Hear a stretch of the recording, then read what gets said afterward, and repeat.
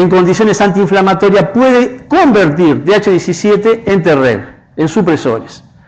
Al mismo tiempo, si se dan condiciones de proinflamación, los Treg que están en un tumor se pueden convertir en efectores TH17.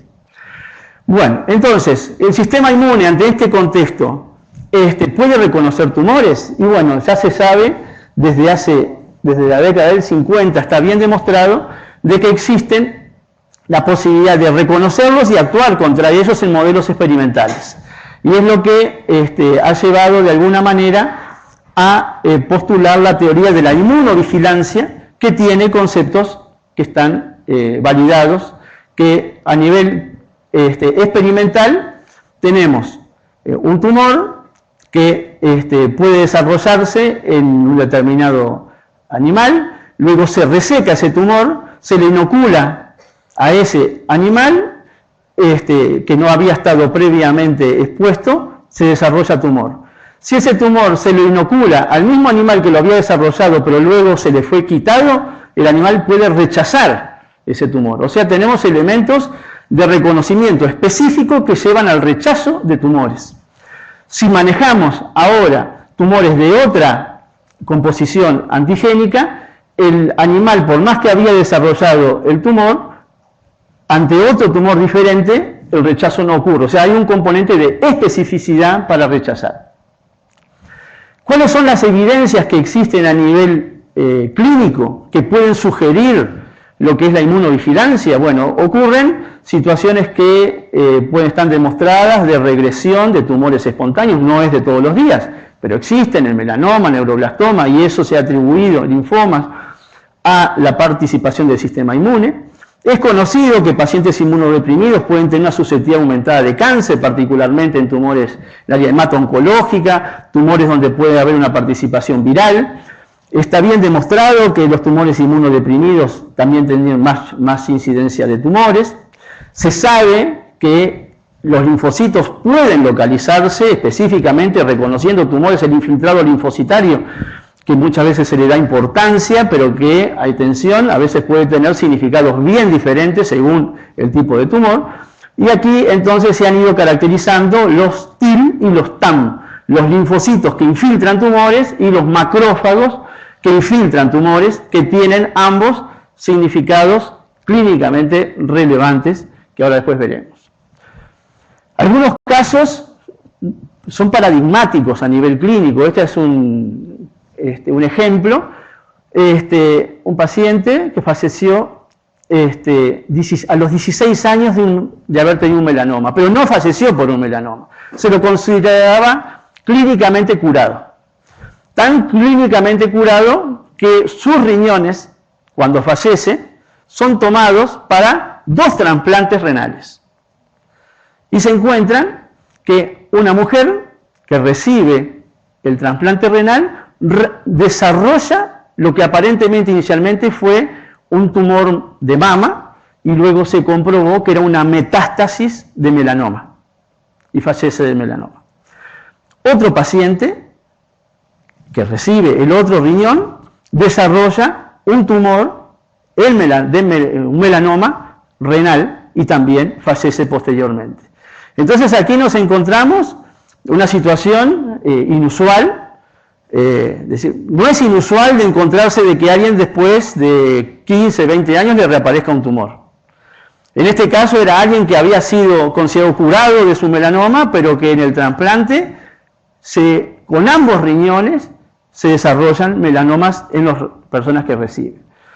Entonces aquí es analizar qué tiene el sistema inmune como mecanismo de defensa antitumoral, y entonces lo que se jerarquiza para esta defensa antitumoral son centralmente el papel de los linfocitos T citotóxicos, es una defensa importante, natural, las células natural killer, que pueden ser per se o ayudadas por anticuerpos en un mecanismo llamado ADCC, citotoxicidad celular dependiente de anticuerpos, y también los macrófagos pueden tener actividad antitumoral.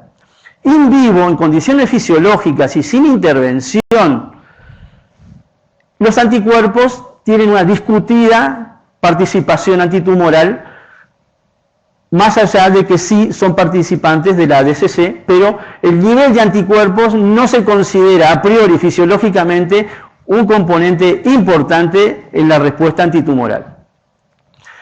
Entonces, todo esto, ¿cómo lo podemos analizar? El tumor que se desarrolla, si el sistema inmune es eficiente, la inmunovigilancia funciona con sus mecanismos de actividad antitumoral, pues esto puede llevar a la eliminación. Problema resuelto, y tal vez muchas personas tienen un tumor, cáncer en la vida y no se dieron cuenta porque fueron eliminadas las células por la eficiencia del sistema inmune.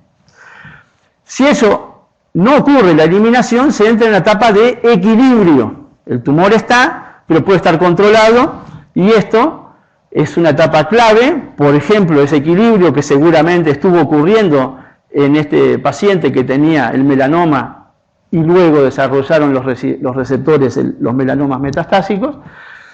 Esto se explica, está también bien demostrado, por la participación de la inmunidad adaptativa. Entonces aquí la inmunidad adaptativa es clave en el mantenimiento de este equilibrio.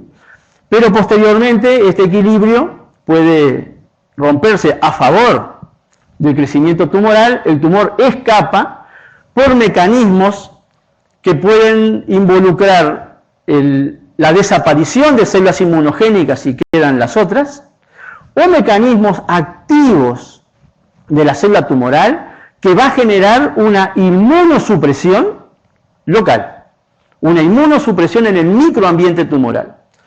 Y eso es fundamental, porque la gran mayoría de los tumores se desarrollan en personas con sistema inmune normal. La gran mayoría, pero existe clara evidencia de que la gran mayoría de los tumores tienen un ambiente inmunosupresor. Entonces es el microambiente supresor el que tiene relevancia. Y esto en la clínica, ¿dónde lo ubicamos? Entonces, hoy hay pleno consenso de que en las etapas iniciales del desarrollo tumoral, en la biología tumoral, lo que marca centralmente el comportamiento maligno son las mutaciones de las células tumorales, las alteraciones genéticas de las células tumorales. Pero en la medida que un tumor se desarrolla, cada vez más en el comportamiento tumoral tiene que ver el microambiente, las modificaciones del microambiente. De hecho, puede ser de que en la biología ya de un tumor clínicamente evidente, lo más importante no sea solamente atacar a mutaciones de las células tumorales, sino sobre todo actuar contra componentes del microambiente. Eso, entonces, tiene mucho que ver con el tema que queremos ahora después analizar. ¿Estos linfocitos que infiltran tumor son siempre una ayuda? Bien. Entonces aquí nos encontramos que podemos tener los linfocitos que infiltran tumor que sean realmente antitumorales, pero atención, existen linfocitos que infiltran tumor que son protumorales, que favorecen al tumor. Entonces son linfocitos que patean para otro cuadro. Ya no es el linfocito que defiende contra el cáncer, sino es el linfocito que ayuda a que el cáncer se desarrolle. ¿Y eso cómo se explica? Y bueno, y se explica porque además de los mecanismos de defensa que estuvimos recién jerarquizando, antitumoral, que llevan a la regresión tumoral, existen tipos de células que favorecen el crecimiento. Los Treg, T supresores, un tumor que tenga T supresores, tiene mecanismos de inmunoescape que le pueden ayudar. Los macrófagos, no todos los macrófagos son fagocíticos proinflamatorios, sino que existen macrófagos que son antiinflamatorios proangiogénicos. Entonces ahora tenemos que considerar que los macrófagos pueden ser M1, el clásico que aprendimos de chiquito, fagocítico, que mata, pero existe el otro macrófago que es la vereda de enfrente, el M2, supresor proangiogénico, antiinflamatorio. Existen las células mieloides supresoras, existen células dendríticas que pueden ser también tolerogénicas. Entonces, de este equilibrio dependerá con qué elementos nos encontramos desde el punto de vista de la chance de responder contra. Decimos, hay TIL, hay linfocitos que infiltran los tumores. ¡Qué bárbaro! En la década de los 80 subieron trabajos pioneros de Steve Rosenberg, manipulando células de los tumores, sobre todo el melanoma y en cáncer de colon. Esos TIL de los tumores los expandían in vitro, se los reinsectaban luego a los pacientes, con la hipótesis de decir, no conocemos a los antígenos, pero sí sabemos que están los linfocitos que pueden actuar contra los tumores. Expandámoslo, reinsección.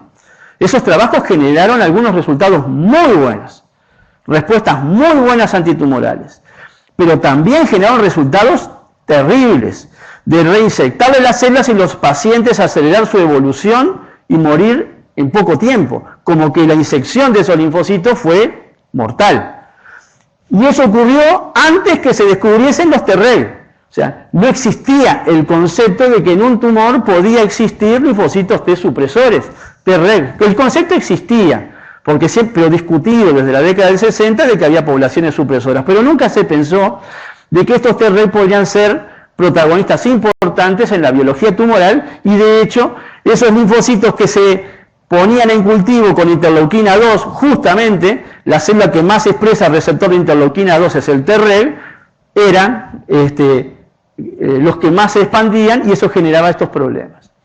Entonces, destacar que la contribución de los linfocitos en el ambiente tumoral puede ser bien variable. Están los cooperadores, están los supresores, y hay algunos, como los TH17, que pueden enviar señales que sean a favor del tumor o contra el tumor. El melanoma, que es un tumor que nos interesa particularmente en estas jornadas, el melanoma es de los tumores más inmunogénicos. Posee características fuertemente inmunogénicos. Pero tal vez existan pocos tumores más inmunosupresores que el melanoma. Tiene una batería de actividades inmunosupresoras remarcable y en particular manipulando a los Treg, a los que puede atraer por sus señales quimiotácticas, a los que puede ayudar a convertir TH17, como decíamos hoy, en Treg, puede aumentar la proliferación por la secreción de TGF-beta, el melanoma, y a su vez no olvidar de que los Treg no son células mansas, no son células pasivas. Los Treg pueden matar. Un Treg puede matar por mecanismos citotóxicos, con perforina, granzima, como mata un linfocito T citotóxico. Un Treg puede matar a otras células cooperadoras o citotóxicas. Entonces, en este contexto, el melanoma puede enriquecerse de Treg, de T supresores, generar un microambiente que apacigüe, genere antiinflamación en su entorno, pero a su vez mate a las células de ayuda. Entonces esto es claramente un activo mecanismo de inmunoescape.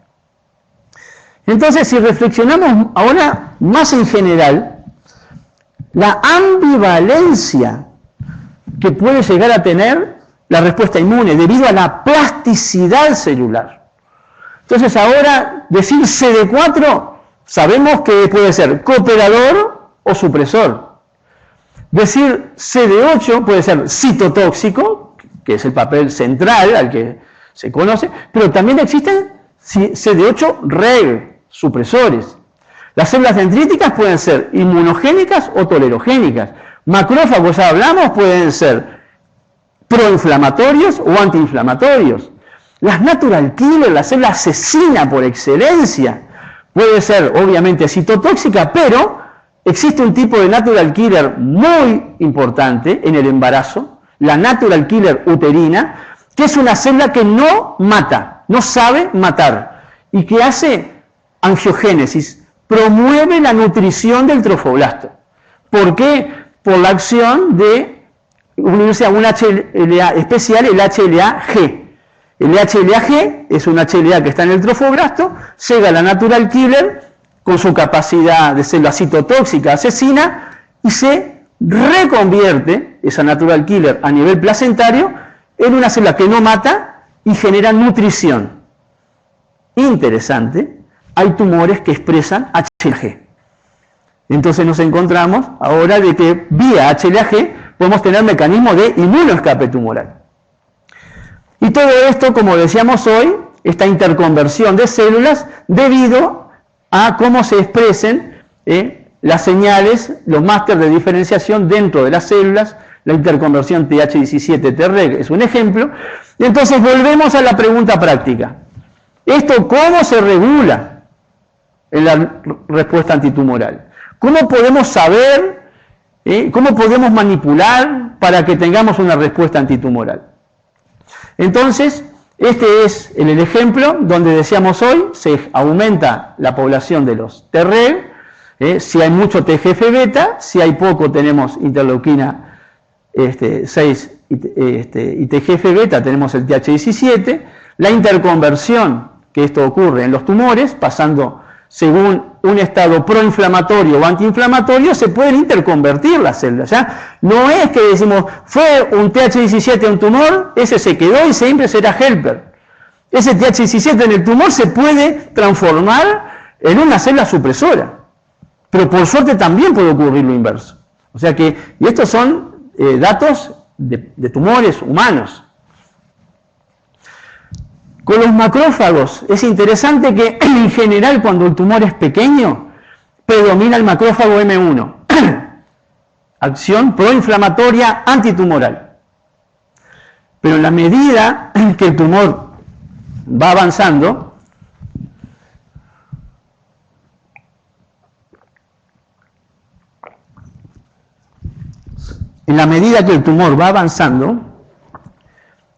vía señales que va enviando el tumor, los macrófagos se van convirtiendo de M1 a M2. Entonces acá tendremos estímulos que van a ser fundamentales para la nutrición, porque va a ser una fuente importante de angiogénesis.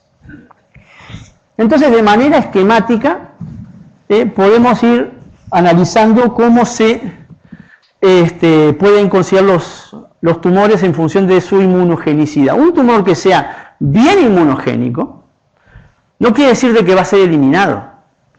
Un tumor que sea bien inmunogénico va a tener una respuesta efectiva, van a morir la mayoría de las células tumorales, pero van a quedar algunas células que seguramente no fueron matadas. Entonces fue un mecanismo de edición, de delección de los clones positivos para ese antígeno. Un factor importante acá es el nivel de expresión de MHC de clase 1, porque los linfocitos T citotóxicos CD8 positivos reconocen el antígeno asociado a MHC de clase 1, pero los tumores muchas veces disminuyen la expresión de MHC de clase 1, lo que constituye ya de por sí un escape a ese mecanismo de muerte. Claro, podemos decir, esto habilita ahora que las NK puedan actuar contra los tumores. Es cierto, eso puede dar esa factibilidad. Y después tenemos otro tipo de tumores que desarrollan una intensa actividad de modulación inflamatoria, produciendo numerosas citoquinas que generan entonces ese microambiente apacible, un microambiente no hostil, de tolerancia hacia las células tumorales. Entonces, esto da la base a lo que se conoce como estructuras linfoides terciarias que se identifican con frecuencia adyacentes o vinculados en la periferia de los tumores y donde como protagonistas estamos teniendo sin duda a los Treg con un marcador que ayuda, FOXP3, y estos Treg, como acá está indicado, pueden venir por proliferación, por reclutamiento, por conversión, por activación, o sea, todo eso lo vimos hace un ratito, pero también hay otras células que se pueden convertir y ayudar, las células dendríticas tolerogénicas, las células mieloides supresoras, o sea que acá tenemos un ambiente tumoral al que hay que convertir de tolerogénico en un ambiente de acción contra la célula tumoral. Ese es el enemigo principal en el tratamiento del cáncer. Y es esa una de las claves de los progresos de la inmunoterapia de los últimos años. El poder centralizarse en acciones al conocer mejor al enemigo. Entonces, los tratamientos estos que están cambiando completamente el rol de la inmunología en el tratamiento del cáncer, o sea, la inmunoterapia que llegó a la clínica, tienen que ver exactamente con estos conceptos. El microambiente tumoral y la supresión que hay que revertir. Entonces, a nivel clínico, nos podemos preguntar, ¿y cómo podemos saber esto? ¿Es factible de conocer o tenemos que jugarnos al azar? Por suerte, no. Y aquí, uno de los grandes temas que hoy preocupan en la oncología y en la patología, en el diagnóstico, que es incorporar aspectos que están validados, pero que no se incorporan con la fluidez que deberían. Y es la posibilidad de que evaluar el contexto inmune de un tumor, saber que tiene impacto clínico, no es investigación. Esto tiene impacto clínico, esto puede predecir evolución de pacientes. Esto puede determinar conductas terapéuticas. Y está extremadamente bien documentado, y voy a resumirlo como para ubicar el tema en el escenario actual.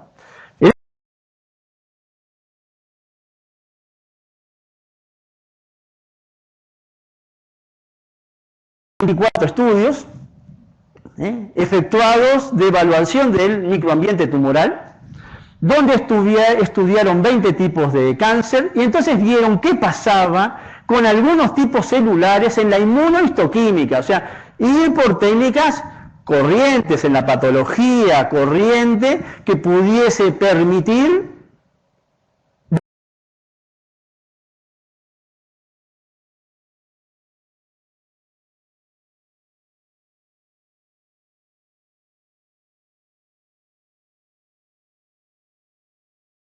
la actividad TH1, etc. Y entonces ven que en 58 de 60 artículos publicados coinciden de que la presencia de CD8, memoria, en el tumor se asocia sí con buen pronóstico. En 14 de 15 el perfil TH1 se asocia con buen pronóstico. Y así van viendo de que después para otros es más controvertido. Y esto después, si uno entra a disecar, para algunos tumores tiene relación y para otros no. No es que esto no se puede extrapolar a todos, pero esto se demuestra muy bien para cáncer de colon, para cáncer de mama, para melanoma, dentro de los tumores donde se encuentra claramente este perfil. Entonces, hay datos donde supongamos una situación de buen pronóstico, cáncer de mama, ganglios negativos, ¿qué pasa en función de cómo están los citotóxicos en el tumor? Entonces, nos encontramos que tanto para la sobrevida libre de enfermedad como para la sobrevida global, cuando los citotóxicos son positivos, les va claramente mucho mejor a estas pacientes cáncer de mama, ganglios negativos, con respecto a que la situación sean los citotóxicos negativos. Este artículo fue uno de los paradigmáticos en el New England Journal of Medicine en el 2005, en cáncer de colon, con datos realmente muy fuertes, donde las células memoria encontradas en los tumores se relacionaban con buena evolución clínica comparado con la negatividad de esas células, tanto con el periodo libre de enfermedad como la sobrevida global, datos claramente significativos. Y entonces luego se fueron mezclando parámetros que podían dar no solamente un anticuerpo, sino tratar de asociar anticuerpos, por lo menos tener dos variables que convergiesen. Y entonces aquí manejaron lo que podían ser los CD8 y las células T memoria, y acá entonces se generaron evaluaciones de CD8 y células T memoria, tanto en el core tumoral como en la periferia tumoral, y entonces cuando coincidían los cuatro parámetros CD8 y memoria, core tumoral y periferia tumoral altos, al paciente sí se le observaba una excelente evolución. Si el tumor no expresaba CD8 memoria, no expresaba CD8 positivos ni T memoria, teníamos entonces una mala evolución clínica. Esta estratificación se fue corroborando ya en estadios de más interés clínico, los tumores localizados, estadio 1 y estadio 2 de colon, las diferencias son impresionantes. Entonces, esto llevó el año pasado a una publicación en el Journal oficial de los patólogos, en el Journal Pathology, un estudio multicéntrico internacional de centros de referencia, donde los patólogos proponen que el immunoscore se incorpore al TNM. Proponen que se incorpore por la indiscutida relevancia asistencial en determinar un pronóstico, una evolución en los pacientes. Por lo tanto, en este trabajo, ellos, donde se tienen en cuenta todas las variables y parámetros también moleculares y biológicos, incorporan al immunoscore como un elemento de relevancia en la clasificación en el momento del diagnóstico de un tumor. Entonces, ahora nos encontramos con la posibilidad de conocer en la clínica con qué tumor tenemos que pelear. Entonces, se puede mejorar por este tipo de diagnóstico de fenotipado. Y si preguntan, pero para esto es muy complejo, no. Se precisan 2 anticuerpos, ambos comerciales, ambos funcionan en parafina, son de la rutina absoluta. Lo que sí se necesita es un patólogo que esté experimentado en la interpretación, lo que tampoco es un gran problema, y a un médico que se lo pida, obviamente. La cosa es incorporar a este tipo de estudios dentro de lo que es el balance de evaluación para determinar en parte el pronóstico. Pero además, con otra óptica, nos encontramos con que si nosotros queremos hablar de inmunoterapia del cáncer, parece básico que sepamos contra qué se tiene que desarrollar esa inmunoterapia, qué tipo de tumor, qué perfil tiene. Tiene un perfil inmunoevasor, tiene un perfil inmunogénico, o sea, todo eso es básico antes de pensar con qué estrategia vamos a actuar. Nada más.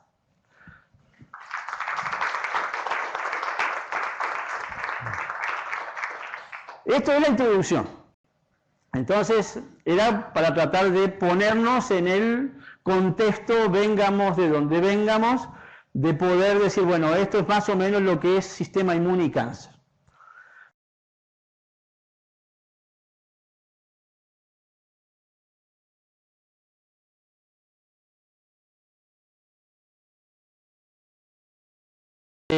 Una pregunta es, bueno, charlarlas ahora, antes de pasar a hablar de protocolos específicos de inmunoterapia del cáncer, que es de lo que voy a hablar enseguida.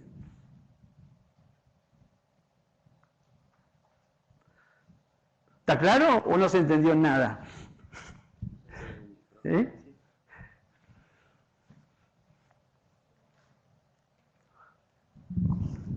Bueno, buenos días. Bueno, creo que ha sido muy interesante tu presentación porque, como decías, los cambios que ha habido de hace unos cuantos años cuando veíamos todo eso, los CD4, los CD8, con todas esas características conocidas, y como cada vez se sabe más, y eso en definitiva es lo que hace después desde la básica unir para desarrollar esos conocimientos en la aplicación clínica. Y tú decías esos tumores que desaparecen seguramente por el sistema inmune. El cáncer de riñón, también las metástasis, se decía que también muchas veces desaparecían. Y una asociación lesional que uno ha visto muchas veces ha sido el melanoma y el linfoma. Entonces quería preguntarte si ahí hay alguna cosa que pueda coincidir o pueda hacer que uno lleve a lo otro.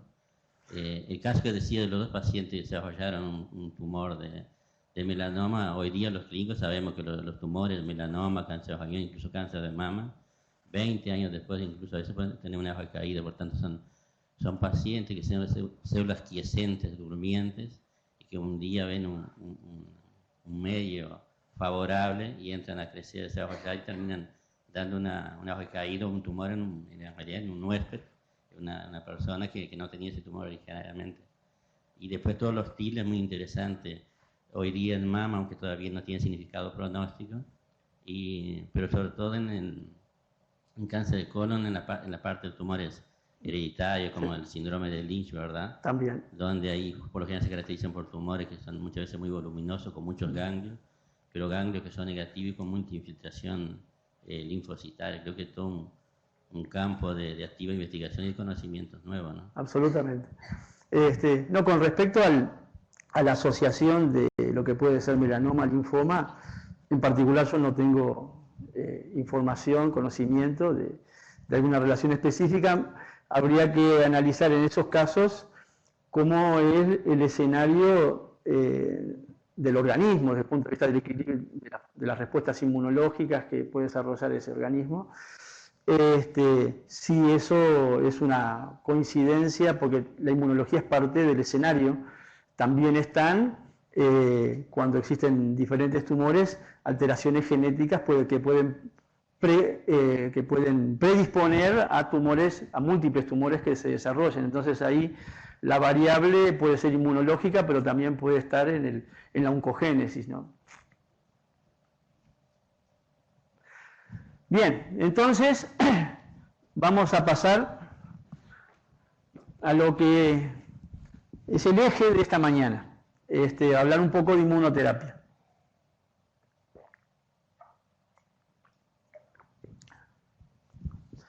Y utilizamos un hecho histórico como inicio. La tapa esa de la revista Science, diciembre de 2013.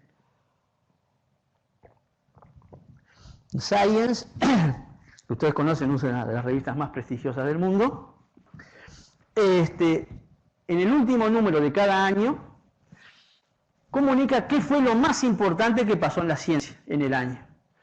En todas las áreas de la ciencia, astronomía, la física, biología, etcétera, etcétera. Y en diciembre del 2013, en el último número, lo más importante que se consignó en el año fue la inmunoterapia del cáncer. Algo que obviamente parecía que nunca iba a llegar. Los que trabajamos en esto de hace ya muchos años, es estar preparados a los sueños y a las decepciones de una disciplina apasionante, pero que nunca concretaba. Concretaba no en la microbiología, donde es pilar, pero en el área oncológica siempre la inmunoterapia quedaba por el camino cuando se la sometía a pruebas de importancia. Y lo que ha pasado en estos últimos 5 años es que el sistema inmune empezó a ocupar un espacio en el arsenal clínico para la terapia del cáncer y de manera indudable llegó para quedarse y crecer. O sea, y es en buena medida en esta óptica que queremos contar un poquito de lo más significativo que en nuestro parecer está ocurriendo. Entonces, podemos decir, bueno, en inmunoterapia ya se trabaja desde hace ya más de 100 años, han habido diferentes hitos que han ayudado a ir conociendo el sistema inmune, pero si después lo vamos viendo en perspectiva, decimos, ¿cuán espaciados están estas cosas cuando de repente también, en el año 74 identificaron las moléculas de MHC, 75 las natural killer, después la caracterización de antígenos tumorales ya en la de los 90, las células dendríticas en ensayos clínicos en el 96, la primera vacuna aprobada para inmunoterapia que fue de células dendríticas en el 2010 y luego ahora sí lo que cambió. O sea, estamos viviendo, simplemente este diapo trata de mostrar de que durante mucho tiempo pasaron muchas cosas en investigación que están atrás de esto, pero con poca visibilidad asistencial, lejos de la práctica asistencial. Y ahora estamos en pocos años sorprendidos de lo que está pasando, porque llegó a lo asistencial algo y es mucho lo que está generándose como para llegar a lo asistencial. Entonces, este es el contexto en el que, si queremos ser útiles en la inmunoterapia tumoral, tenemos que pensar de que es fundamental, por lo que decíamos hoy, promover a las células dendríticas. Si queremos actuar activando al sistema inmune, Las células dendríticas son centrales. También tenemos que generar respuestas que los linfocitos T, sobre todo los cooperadores, sean protegidos, ayudados, activados para su mayor función. Y, por supuesto, nada de esto podría tener buen efecto si no se actúa contra este microambiente tumoral manipulador, generador de eventos del lado inmunológico. Entonces, esto sí que genera enorme cantidad de estrategias posibles. Existe la posibilidad de transferir células, anticuerpos monoclonales con distintos tipos de modalidades, desnudos, conjugados, inmunomoduladores, drogas que induzcan inmunogenicidad, inmunoterapia con vacunas, virus oncolíticos, agonistas de receptores TOL para, o NLR para tratar de activar particularmente a ciertas células presentadoras, actuar reconvirtiendo a los macrófagos, por ejemplo, de M2 a M1, otros inhibidores de agentes supresores, etcétera, etcétera. O sea, y no vamos a caer en esta trampa, porque no podemos hablar de todo eso, pero sí que sepan de que todo eso se está desarrollando y existen más estrategias aún que no están encasilladas en este concepto, pero que es razonablemente para ordenarnos. Entonces, desde el punto de vista de actividad antitumoral, una de las estrategias que tiene más historia es decir, vamos a hacer una vacuna contra el cáncer, no con el concepto microbiológico de vacuna para prevenir una infección, aunque hay también en cáncer, pero si no, dice vacuna contra el cáncer como elemento de inmunoterapia contra el cáncer, y en este caso, ¿por qué es atractivo? Porque es un mecanismo de acción que si es efectivo debería de generar en el hospedero la memoria para poder perdurar y no que sea un elemento puntual, pasajero, mientras algo actúa, sino que si se genera una respuesta donde el protagonista es el sistema inmune de quien tiene la enfermedad, podemos encontrarnos entonces con respuestas duraderas y tal vez exitosas. Entonces, estas vacunas se han desarrollado de distintos tipos. Típicamente, obviamente, tienen antígenos tumorales, pero a veces son células maceradas, células modificadas, componentes peptídicos, componentes de otro tipo de naturaleza química, etc. Si uno habla de vacunas contra el cáncer, lo más exitoso en vacunas es, por ejemplo, la vacuna contra el papilomavirus, que tiene sus reparos para decir que es una vacuna contra el cáncer, porque en realidad es una vacuna contra un virus. En esta categoría también está la categoría de la vacuna contra la hepatitis B y la hepatitis C, que también son virus y también pueden generar cáncer. Hepatocarcinoma, así como genera cáncer de cuello de útero. El 20% aproximado de los cánceres globalmente tienen un agente infeccioso que puede participar en la génesis de un tumor. En este caso, bueno, es bueno que sean vacunas que ayudan a prevenir aunque no sea perfecta, para nada la del papilomavirus, porque cubre 3/4 partes de los casos, pero el 25% de los casos de cáncer de cuello de útero no están involucrados. Después tenemos numerosos casos exitosos de vacunas en modelos animales, con fracasos o casi fracasos a nivel clínico. Esa es una de las grandes preocupaciones.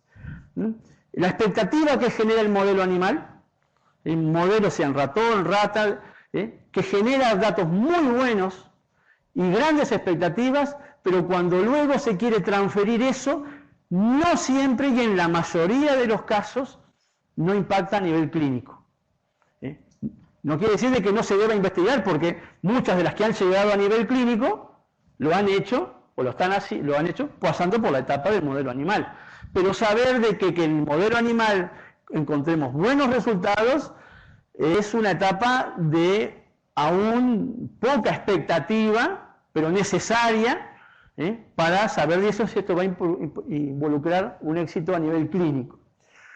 Y el hito de vacuna aprobada por la FDA, la primera, fue el Sipuleucel-T, una vacuna con células dendríticas en pacientes con cáncer de próstata metastásico, que se tomaba a las células del paciente con cáncer de próstata metastásico, in vitro se las activaba, se las ponía en presencia de un antígeno prostático y se las reinyectaba al paciente.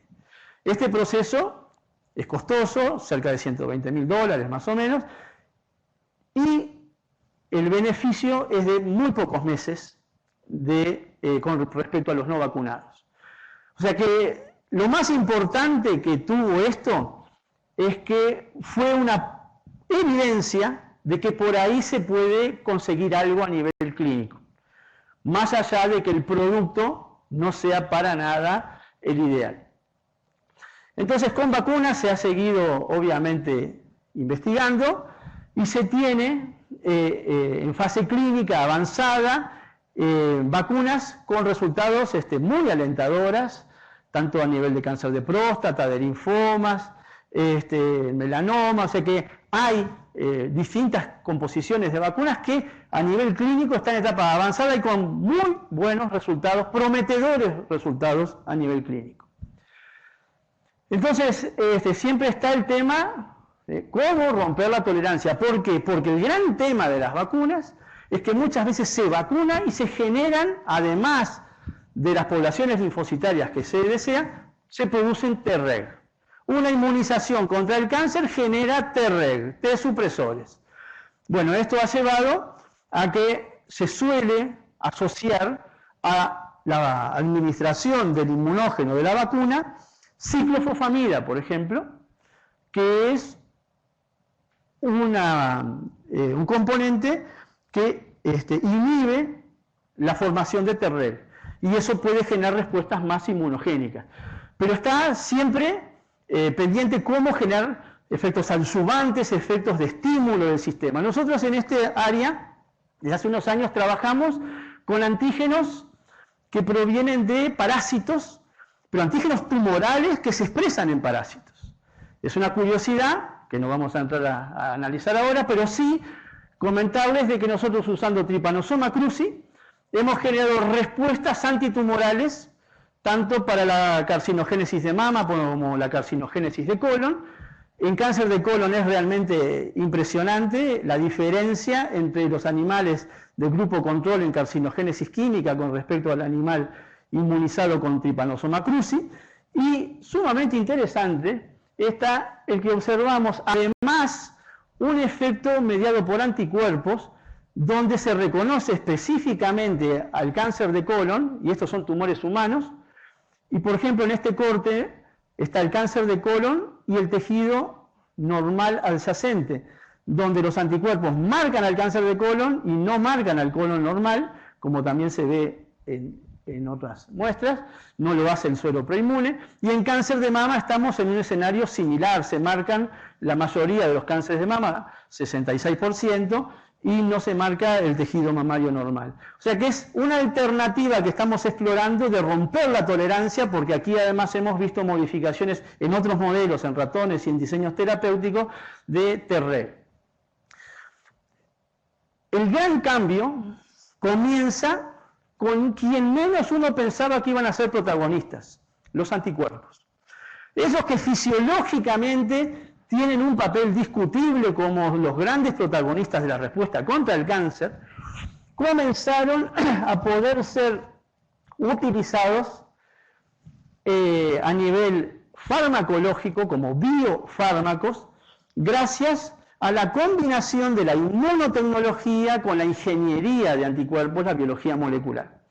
Y entonces a los hibridomas hechos en ratones, que luego obviamente no son para nada apropiados para inmunoterapia en humanos, se fueron generando moléculas quiméricas humanizadas, completamente humanas, capacitándolas, y esto en medicina globalmente ha impactado en distintas áreas. Y en oncología, sin duda, donde tenemos una cantidad importante de biofármacos que han llegado al uso asistencial.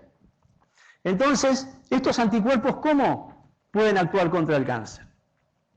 En algunos casos, el anticuerpo directamente se une a un receptor e induce muerte.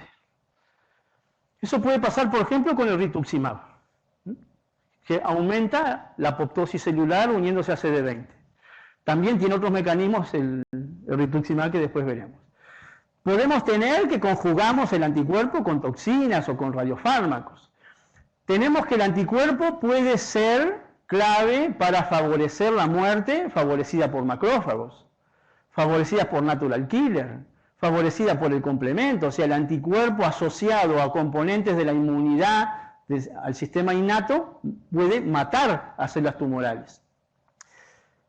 Y los anticuerpos al mismo tiempo pueden modular las respuestas inmunes. O sea, un anticuerpo ir a actuar sobre componentes del sistema inmune para modificarlo. Ya no es el anticuerpo sobre la célula tumoral. El anticuerpo aquí sobre linfocitos, células dendríticas, y ahí tenemos respuestas entonces diferentes. Y por otro lado, otro grupo importante de acciones son las de los anticuerpos a nivel vascular y del estroma. El bevacizumab, Avastin, es un anticuerpo que claramente tiene una actividad antiangiogénica y que tiene entonces un rol impidiendo la nutrición de los tumores. O sea, podemos tener herramientas moleculares dirigidas hacia distintos blancos. Esto es, de alguna manera, la secuencia de los anticuerpos que han sido aprobados por la FDA para tratamiento oncológico.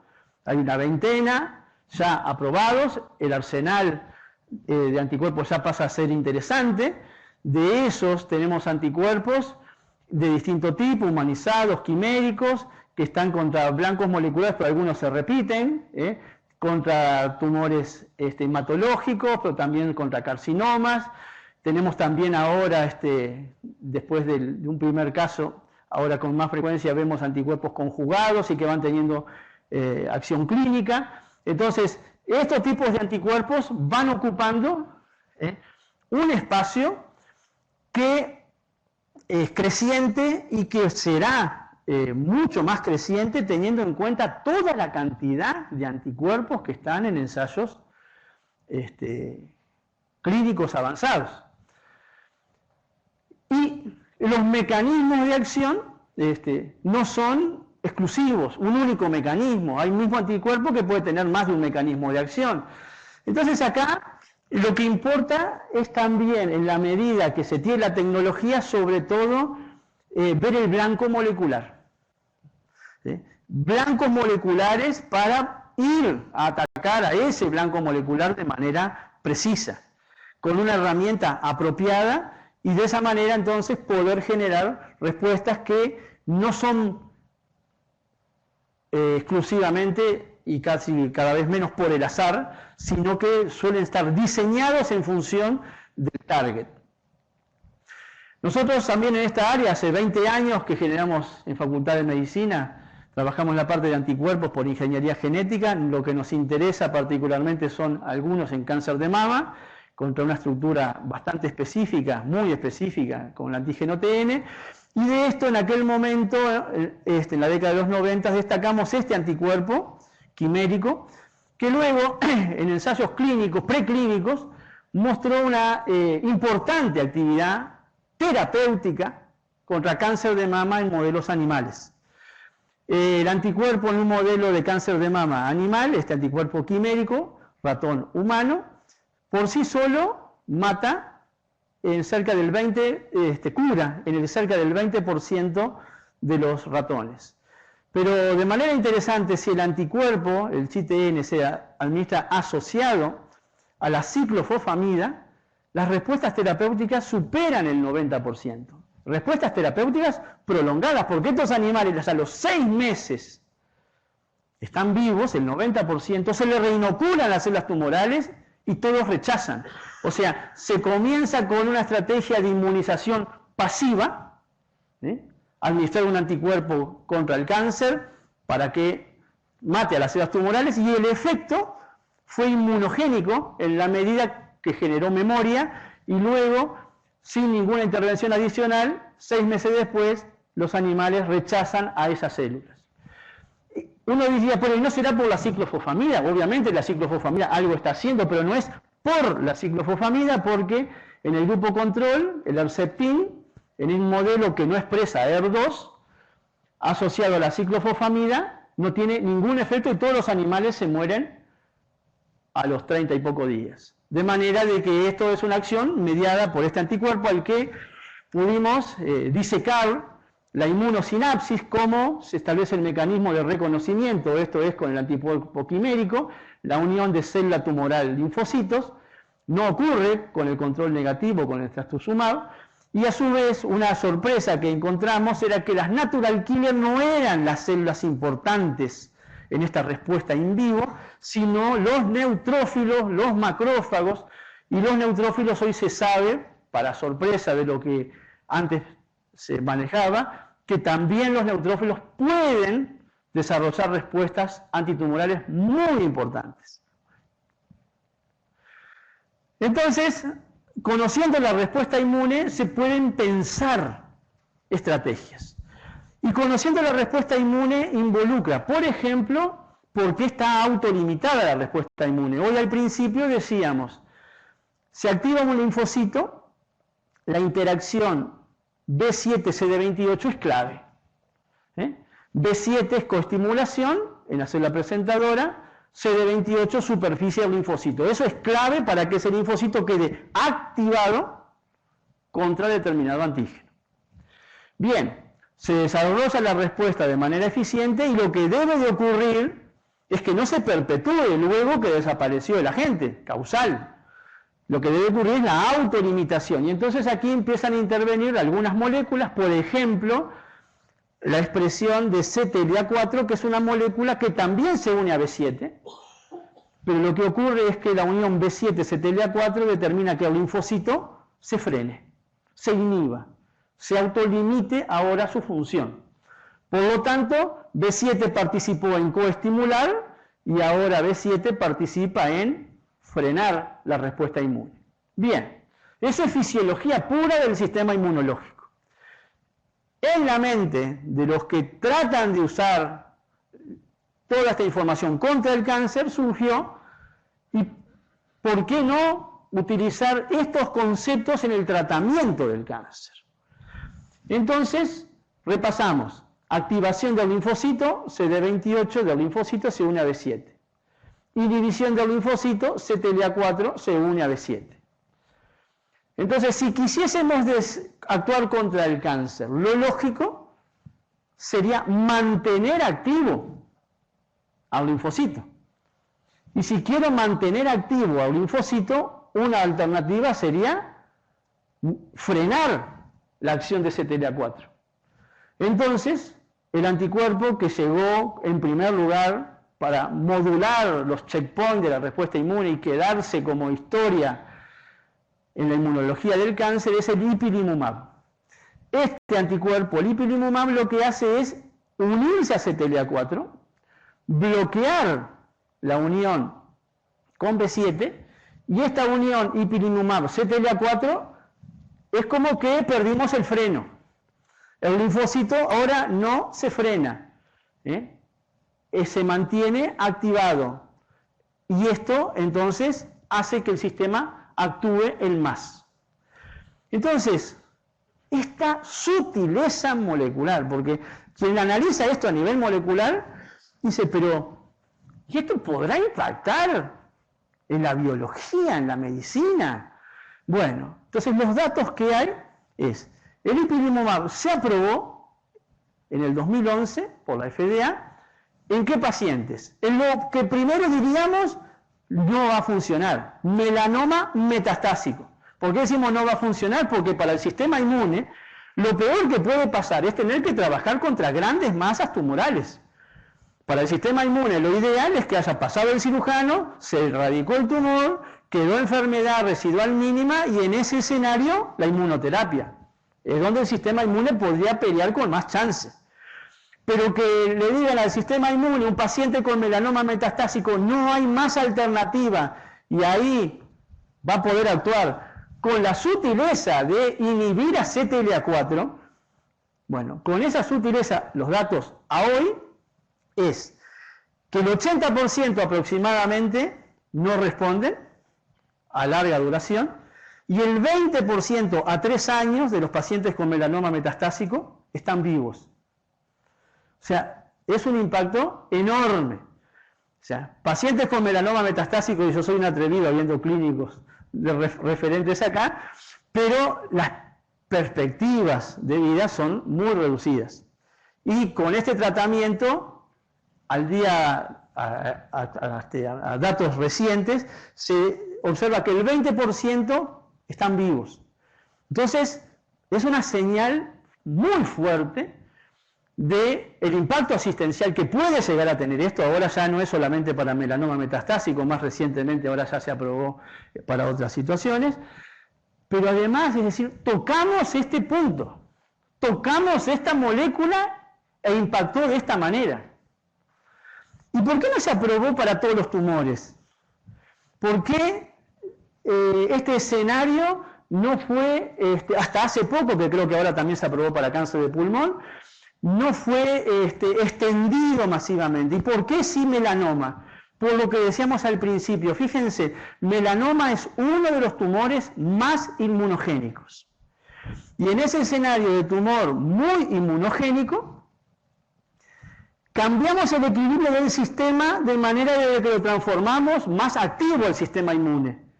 Entonces, en ese escenario el sistema inmune ahora es más activo y sobre un tumor inmunogénico tiene chances de influir. Claro de que esto no es sin efectos indeseables. Obviamente la autoinmunidad está presente, porque si esto es efectivo contra el cáncer, también quiere decir de que tenemos ahora un descontrol del sistema que nos genera reacciones autoinmunes y que en algunos casos son importantes y que llevan a suspender el tratamiento. Y en otros casos se pueden controlar. O sea, pero es un escenario científicamente un antes y un después. Checkpoint inmunológico, tratamiento del melanoma metastásico. Y esto ocurre solamente por esta acción a nivel del linfocito, a nivel del ganglio linfático. No, también tiene que ver, se ha demostrado, con que los Treg disminuyen. No solamente CTLA4 se expresa en los Treg, entonces se puede inhibir a la molécula CTLA4 en el Treg, que tiene un rol, sino que al mismo tiempo, cuando ipilimumab se une a CTLA4 del Treg, permite que el Treg pueda morir. Se puede matar al Treg mediado por un mecanismo inmunológico. Y más recientemente, el año pasado, aparecieron evidencias bien claras del aumento de la actividad de los linfocitos T citotóxicos ante el tratamiento con el ipilimumab. Entonces tenemos ahora un contexto de respuesta inmune que inhibe el checkpoint y genera distintos efectos a nivel poblaciones linfoides contra el cáncer. Entonces, esta pista lleva obligatoriamente a decir, ¿y este es el checkpoint? No. Y esto tampoco es exhaustivo, pero da una idea de lo compleja que es una inmunosinapsis. Célula presentadora, a la izquierda, célula dendrítica, linfocito T, que se va a activar, y tenemos numerosas interacciones que pueden ocurrir entre células receptores de célula dendrítica con receptores de la célula del linfocito T, y que pueden sumar o restar en la activación. Entonces, ¿cómo manipular? La estrategia parece sencilla en lo conceptual. Queremos activar a un linfocito T igual a lo que hizo el ipilimumab. Entonces, ¿qué tenemos? Por un lado están identificados receptores inhibidores. Entonces, si el receptor es inhibidor, como el CTLA4, ¿qué buscaremos? Tener anticuerpos que bloquean al inhibidor. Bloquear al inhibidor es una buena estrategia. Aquí entonces dentro de este grupo ya adelantamos el final de la mañana. Aquí están PD1. Es un bloqueo de un inhibidor. Nos interesa que PD1 no funcione porque es algo que cuando funciona es un freno para el linfocito. Por otro lado, hay receptores que son activadores. Y de estos receptores activadores, entonces, ¿qué queremos tener? Anticuerpos agonistas. Y esto entonces lo tenemos que considerar, es imposible. Esto lo tenemos que considerar porque cuando se produce un anticuerpo vamos a tener posibilidad de que el anticuerpo inhibe o active. Entonces tenemos que elegir de acuerdo a lo que necesitamos. Bueno, al día de hoy, validados a nivel de tratamientos de impacto clínico asistencial, está CTLA4-PD1 con antagonistas, OX40 y 41BB como agonistas que actúan a ese nivel, y esto entonces ya está dando otros horizontes. También nos encontramos lo que ahora se estaba disponiendo de anticuerpos para modular a la inmunidad innata, generar respuestas antitumorales actuando sobre receptores de la inmunidad innata. No me voy a detener en eso porque es un tema a su vez que escapa. Otro hito reciente, anticuerpo biespecífico aprobado por la FDA para el tratamiento de la leucemia linfoide aguda. ¿Cuál es? Este anticuerpo es el blinatumomab. ¿Qué es este anticuerpo biespecífico? ¿Qué es esto? Entonces, es un anticuerpo que es el producto de una molécula anti-CD3. CD3 está en todo linfocito T. Entonces, anticuerpo anti-CD3, anticuerpo anti-CD19, el linfocito B, se genera un anticuerpo nuevo por ingeniería genética que es biespecífico. ¿Por qué? Tiene una parte que reconoce a CD3 y otra parte que reconoce a CD19. ¿Y esto qué es?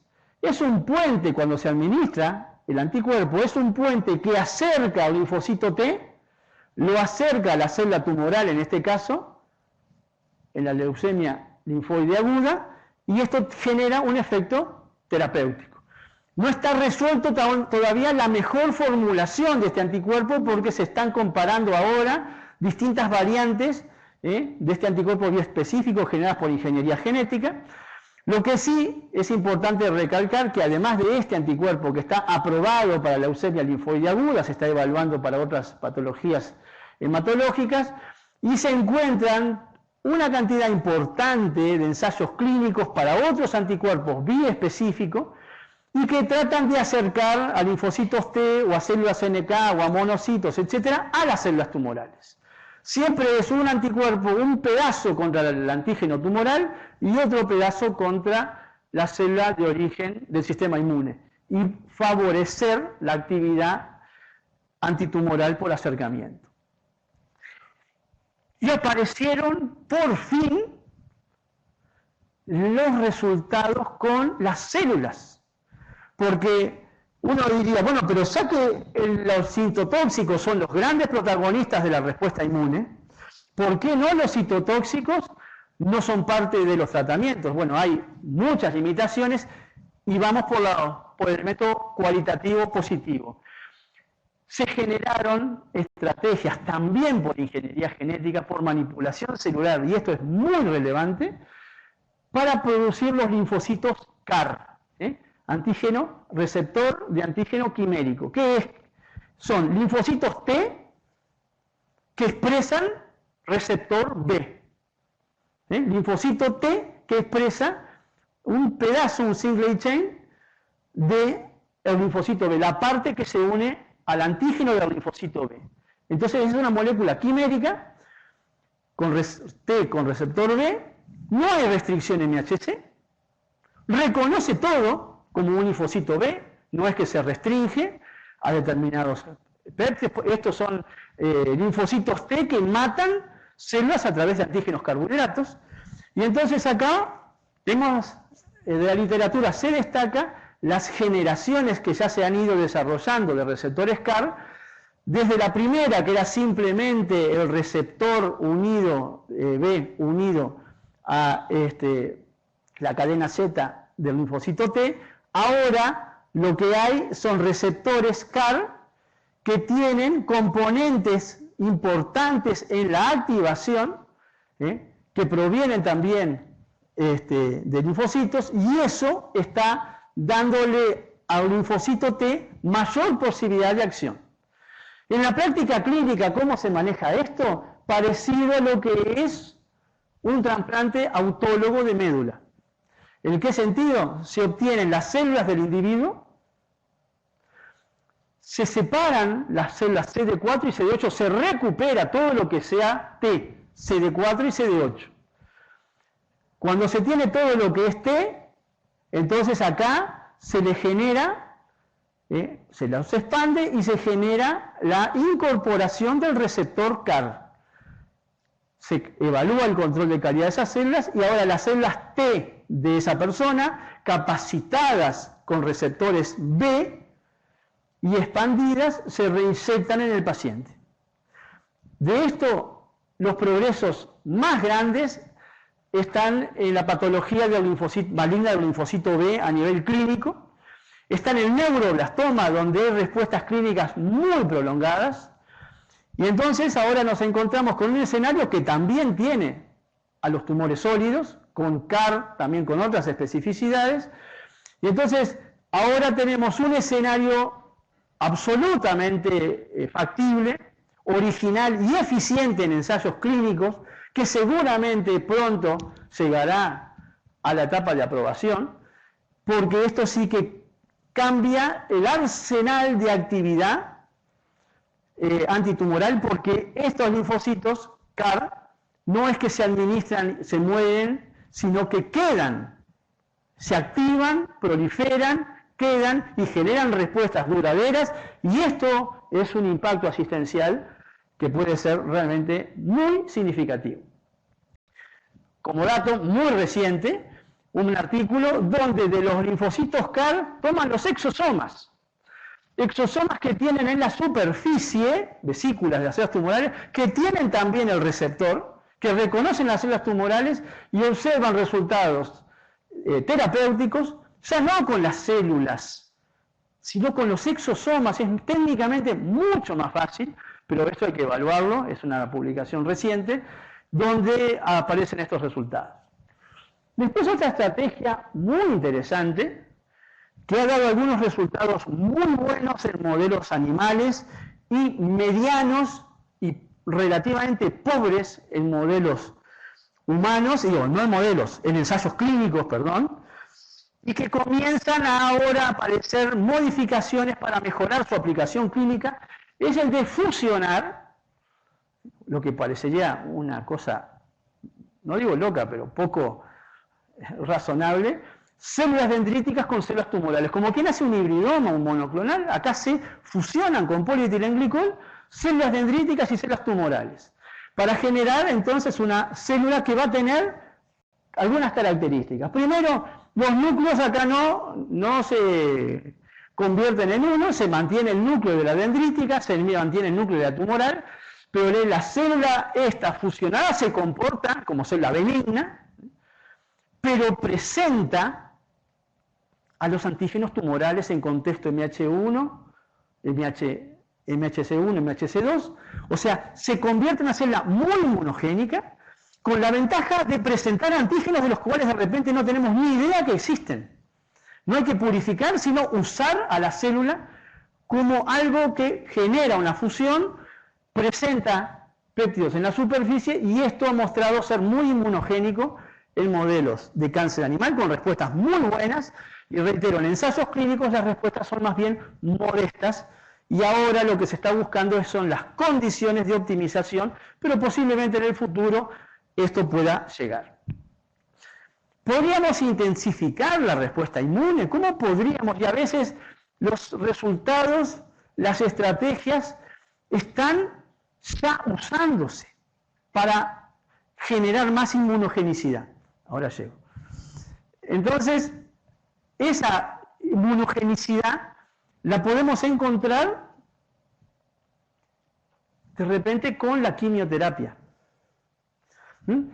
Lo que se conoce muerte celular inmunogénica. Hoy se sabe que cuando muere una célula, no siempre pasa lo mismo. Depende del mecanismo de muerte, podemos tener que esa célula desaparece sin dejar rastros, o su muerte genera memoria, porque su mecanismo de muerte generó una respuesta inmunológica.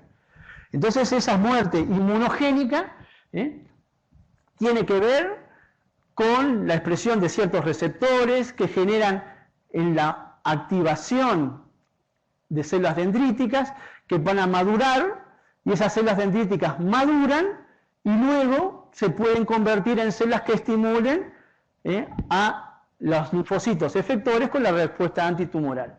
Entonces, ¿qué componentes podemos tener? ¿Qué mecanismos podemos tener que sean inmunogénicos?